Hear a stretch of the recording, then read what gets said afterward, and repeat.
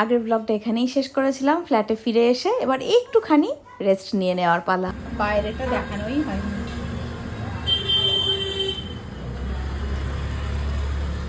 সকালবেলা উঠে সত্যি মনে হচ্ছিল কোথাও ঘুরতে চলে এসেছি। কুয়াশায় কিচ্ছু দেখা যাচ্ছিল না, কিন্তু তখন আর ভিডিও করার ধৈর্য ছিল না। তখন মনে হচ্ছিল কতক্ষণে গিয়ে মুনিয়ার সঙ্গে দেখা করব। আর একটুখানি বিছানায় পিঠ ঠেকানো ভাবি তো কুশনগুলো নিয়ে আচ্ছা থাকে এই তো একটুখানি শোবো, আধ ঘন্টা শুয়ে পড়। ওরে বাবা রে, ছোট ভাবিকে নিদ্রা দেবী ভিডিওর পরে আমরা নামিয়ে দেবো খাট থেকে ভাবিকে। সুইটি দিদি শোবে এখানে। হ্যাঁ আমরা একটু রেস্ট করে নিই, দিয়ে আবার বিকেলের জন্য রেডি হচ্ছি। 2 ঘন্টার জন্য রেডি হওয়া বল হিয়া। বিকেলের সাজগোজ নিয়ে আমরা রেডি। হিয়া কি সুন্দর করে মাকে সাজিয়ে দিচ্ছে আমাদের মুয়া। এদিকে হুক্কা হুয়া অলমোস্ট রেডি। ইউ বসেছে মেকআপে, ছোট মামিরও হয়েছে। হিয়া সবার শেষে বসেছে। 2 ঘন্টার জন্য সাজা, কিন্তু এখন আমার সাজা হয়নি। আমি সাজা একটু একটু ধরেছিস কেন? কানের দুলটা বেঁধে নি। হ্যাঁ দেখি দেখি দেখি দেখি ক্লিপটা। এর সঙ্গে পরিব আমি। ভাবি ঠিক করে দে মা। দাও। তো আমি অনেকটাই রেডি হয়ে গেছে। হিয়ার মেকআপ আর অল্পই বাকি, তাই তো হিয়া? হ্যাঁ শুধু লিপস্টিক। রেডি আমরা। আমি রেডি হইনি, এক্ষুনি রেডি হয়ে যাচ্ছি। রেডি হচ্ছে এখানে। এই যে এখানে ইউ ড্রেস পরা হয়ে গেছে, জুয়েলারি পরবে। হ্যাঁ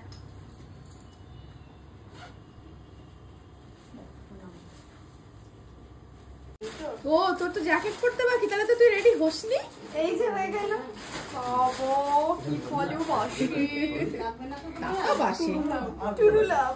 इसमें कोई शक है क्या? হ্যাঁ সবটাই দেখছেন, ব্লগ চলছে।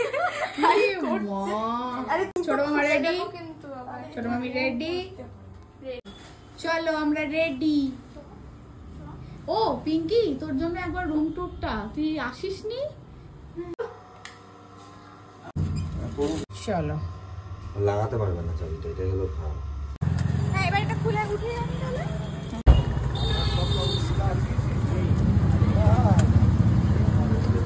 চলো আপাতত বিদায়। হ্যাঁ হ্যাঁ হ্যাঁ হ্যাঁ যাচ্ছি বিয়ে বাড়ি। জিনিসের মতো হাওড়াকে বিদায় বলা শুরু হয়েও গেল। দেখি এবারে জায়গাটা। হ্যাঁ ঠিক আছে চলো চলো চলো। মা আজকে মান্তির দেওয়া শাড়িটা পরেছে, আর মায়ের সঙ্গে রয়েছে বুবুনি। বুবুনির সঙ্গে পরিচয়টা তোমাদের করানো হয়নি। বুবুনি হচ্ছে মুনিয়ার দিদি, আমার বড় বোন।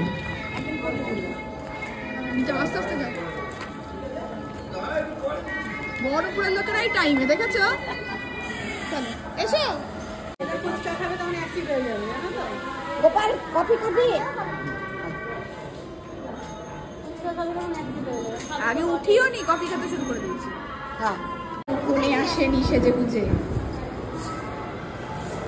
আসছে দুজনে। তোমরা দাঁড়াও, তোমাদের ছবি তুলে দিই। এই তো মুনিয়া এসে গেছে। ও বাবা কি সুন্দর লাগছে মুনিয়াকে, এত সুন্দর সাজিয়েছে, ভীষণ মিষ্টি লাগছে। কিন্তু ওর একটা ফুল বোধহয় খোপা থেকে খুলে যাচ্ছে। সত্যি ওর একটা গোলাপ খুলে পুরো হাতে চলে এসেছিল। কাঁটাটা ঠিকঠাক লাগানোই হয়নি, ঠিক করে লাগিয়ে দিলাম। আর এখন চলছে ফটো সেশন। আমার মিষ্টি বোনটাকে এত সুন্দর লাগছে বধূ বেশে যে আমি চোখ ফেরাতে পারছি না।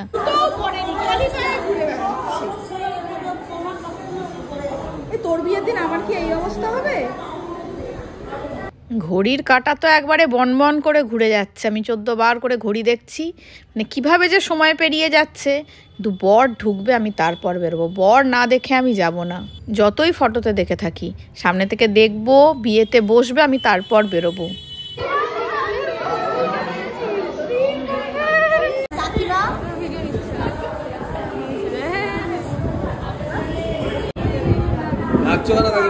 দেখা হলে কাঁদে কেউ।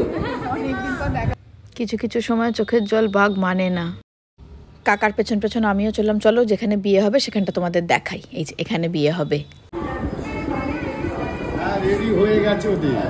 9টার মধ্যে বিয়েতে বসে যাবে বলেছে। যাই নিচে গিয়ে একটুখানি পকোড়া টকোড়া খেয়ে আসি। প্রথমে খাবো ভেজ পকোড়া।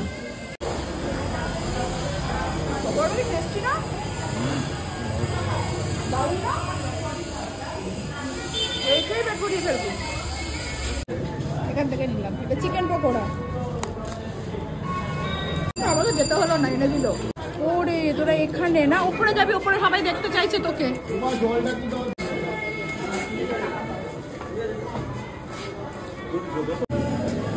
আবার পকোড়া, পকোড়াগুলো এত ভালো হয়েছে, আমরা খেয়েই যাচ্ছি, আবার নিয়েছি। বৌদি আমার ভাইজি ওপরে গিয়ে ছবি তুলবো। হ্যাঁ এবার ফুচকা খাবো, কতদিন হাওড়ার ফুচকা খাইনি। একটুখানি জল দেবে ফুচকায়। হ্যাঁ একদমই। হ্যাঁ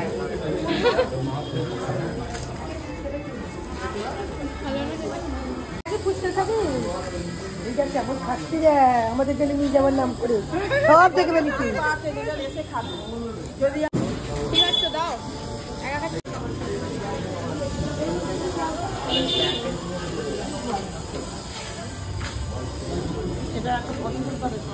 বানিয়ে এসছে আমার জন্য ফিশ বল। খাই কেমন? ফিশ বলটাও দারুণ কিন্তু। মুনিয়া ডাকলো, ওপরে চলে এসেছি। এবার মুনিয়াকে আশীর্বাদ করা হবে, এটা মিস করা যায়?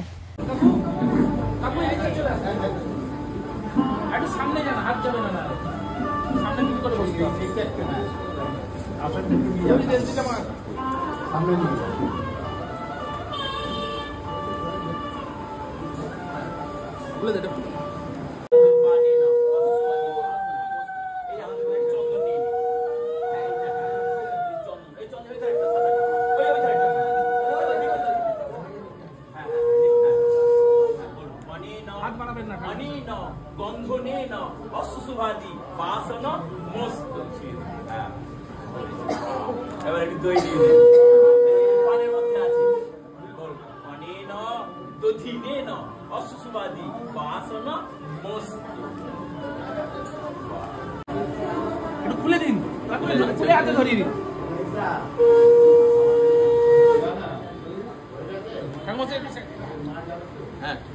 হ্যাঁ ধরে নাও। এদিকে কাকু একবার এদিকে তাকান, দুজনেই এদিকে, বোন এদিকে, বোন এদিকে। আমি যখন লাস্ট হাওড়া আসি তখন মুনিয়া এই 10-11 বছরের, বাবির সঙ্গে খেলা করতো, দুজনে মিলে একসঙ্গে ছাতা ফুটিয়ে ছাতার তলায় বসে কি খেলতো সারাদিন ধরে। আর এই 12 বছরে না আমার কাছে মুনিয়ার বয়সটা যেন ওরকম থমকেই ছিল। আমাকে দেখে যেমন লোকে অবাক হয়ে যাচ্ছে, ওমা সুইটি তুই, এটা তোর মেয়ে এত বড় হয়ে গেছে, তুই তো এরকম ছিলি, তোর এত বড় মেয়ে। সেরকম আমারও না মুনিয়াকে দেখে প্রথম রিয়াকশানটা তাই হয়েছিল, মুনিয়া তুই এত বড় হয়ে গেছিস, তোকে তো সেই ছোট্ট দেখেছিলাম। কিন্তু এটাই এখন সত্যি, মুনিয়া বড় হয়ে গেছে। মুনিয়া চললো অন্যের ঘর আলো করতে। অনেক আশীর্বাদ, ভালোবাসা, শুভেচ্ছা, অনেক সুখী হ মা তুই। মুনিয়া এখন শ্বশুরবাড়ি সকলের সঙ্গে ছবি তুলছে। ও ছবি তুলুক, আমি ঝপ করে নিচে থেকে আসছি। আমার একটা বন্ধু আসছে আমার সঙ্গে দেখা করতে, ওই যে ফেসবুকে পোস্ট দেখেই। কিন্তু বলেছে এসে নাকি আমার সঙ্গে প্রচণ্ড ঝগড়া করবে, দেখি কেমন ঝগড়া করে।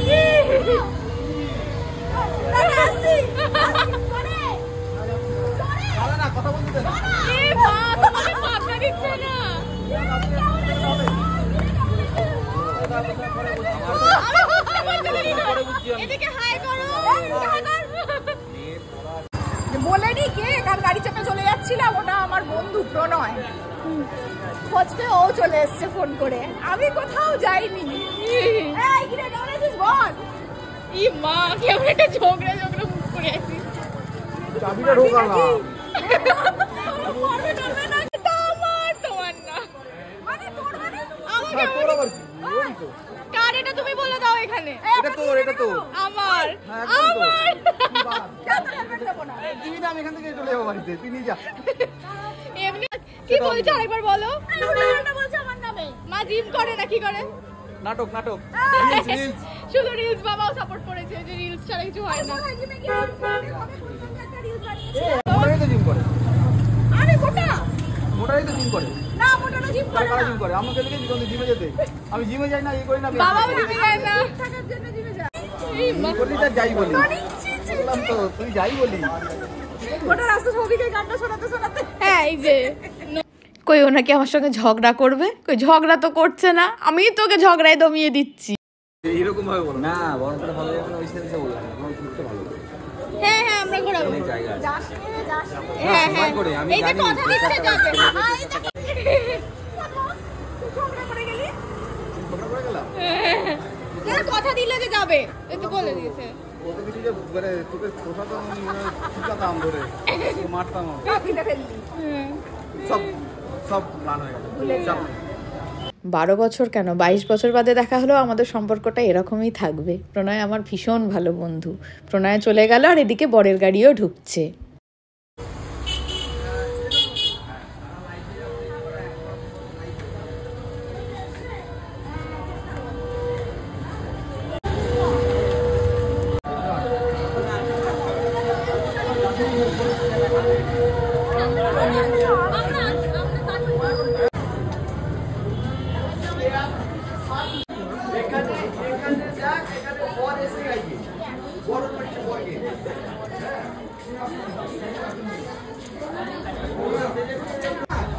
এই হচ্ছে আমাদের মুনিয়ার মুনাই, না আমি এমনি বললাম, শুভাশিস ভীষণ ভালো ছেলে।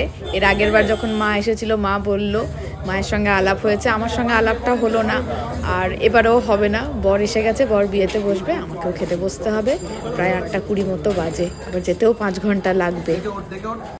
বেশি না 8:40 বাজে, কিন্তু আমরা বসে পড়লাম খেতে, আমাদের বেরোতে হবে, কিছু করার নেই। বস বাবা বস।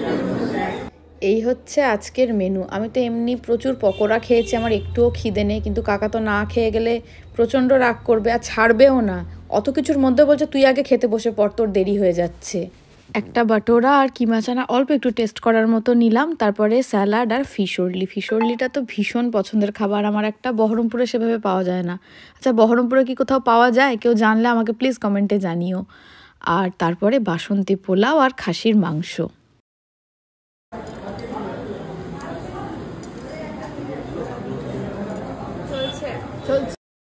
চাটনি পাঁপড় রসগোল্লা দিয়ে আমার খাওয়া শেষ। দেখতে দেখতে সময়টা কেটেই গেল, সেই সময়টা এসেই গেল। এবার আমাকে বিদায় বলতে হবে। ওর কাছে গেলেই তো মন খারাপ করবে, কাঁদবে, কিন্তু দেখা না করেও তো যেতে পারবো না। যাই একবার, এত হাসি মুখে ফটো তুলছে, ওর মন খারাপ হয়ে যাবে দেখে আমারই মনটা আরো খারাপ হয়ে যাচ্ছে। ও ফটোগুলো তুলে নিক, আমি ওখান থেকে সরে চলে এলাম, আর 5 মিনিট বাদে যাচ্ছি। এখানে বর বিয়ে বসেছে, ওকে একটু দেখে যাই। আচ্ছা একটা কথা বলে নি, তোমরা জিজ্ঞেস করবে যে দিদিমণি কেন বলি কাকিমাকে, কারণ দিদিমণির কাছে আমি ছোটবেলায় পড়তাম, সেই থেকে দিদিমণিটাই থেকে গেছে, কাকিমা আর হয়নি।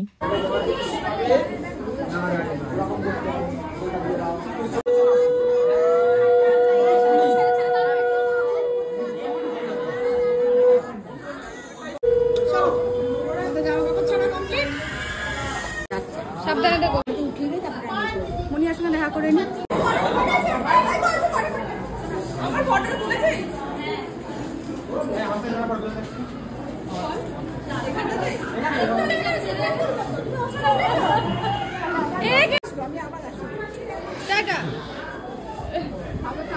সবাইকে ভালো রাখবি, আমার আশীর্বাদ সবসময় এত কান্নাকাটি করলো না মেয়েটা, ওকে দেখা না করে গেলেই বোধহয় পারতাম। এবার আমাকে বেরোতে হবে, বিদায় বলাটা বড্ড কঠিন। সুখী হোক বোনটা আমার, নতুন জীবনের দিকে পা বাড়াচ্ছে এবার। চলো চলো ভাই, কে বলে মামে সাবধানে থেকো তুমি। চলো টাটা দিদা। মাকে রেখে গেলাম, মা কটা দিন থাকুক, একটু কাকাদের সঙ্গে। মুনিয়া চলে যাওয়ার পরে একদম ফাঁকা হয়ে যাবে না।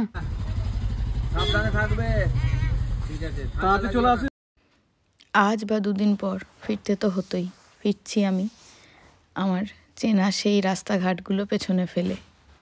নিজের কাকা, নিজের বোন, নিজের কথাটার অর্থটা কি?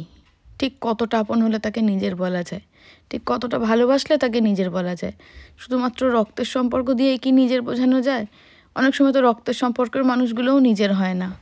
নিজের এরাই হয় যারা এরকম ভালোবেসে স্নেহে সবসময় আগলে রাখে, বুকে টেনে নেয়। সব সম্পর্ককে নিজের তকমা দেওয়ার দরকার পড়ে না। না, রক্তের সম্পর্ক নেই, কিন্তু এরা আমার নিজের, একদম নিজের, আমার আপন। এখন আমরা ফিরছি।